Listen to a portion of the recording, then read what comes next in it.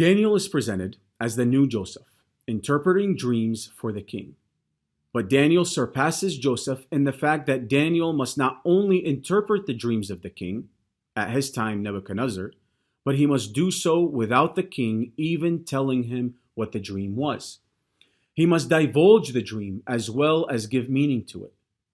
The only way that Daniel is able to do this is through the angel Gabriel, who interprets these dreams for him. In the chain of events that take place in Daniel after the dream, we first have the incident of Daniel's fellow Jews in exile in Babylon, being thrown into a burning fire because they will not worship the idol of the king. But God steps in and they depart from the fire unmarked. Next, Nebuchadnezzar has a dream that Daniel interprets for him, telling him that if he does not turn from his sinful ways, he will lose his mind and eat from the grass as the oxen do. Sure enough, this happens to the king the following year.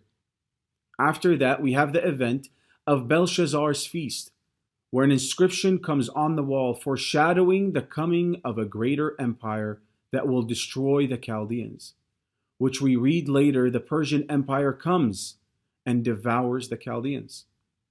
Following this event comes the famous incident of Daniel being thrown into the lion's den because he prays to God, and the Persian king had outlawed this.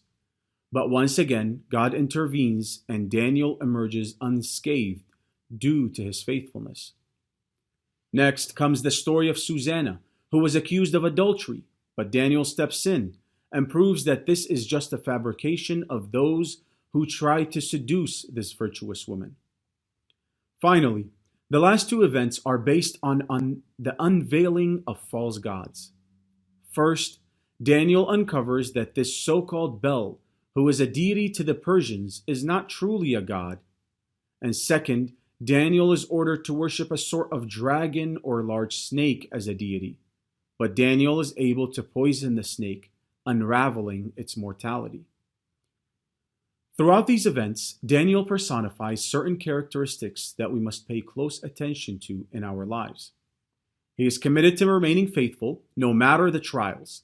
He never falters from faithfulness, giving only his very best to anywhere he traveled or preached.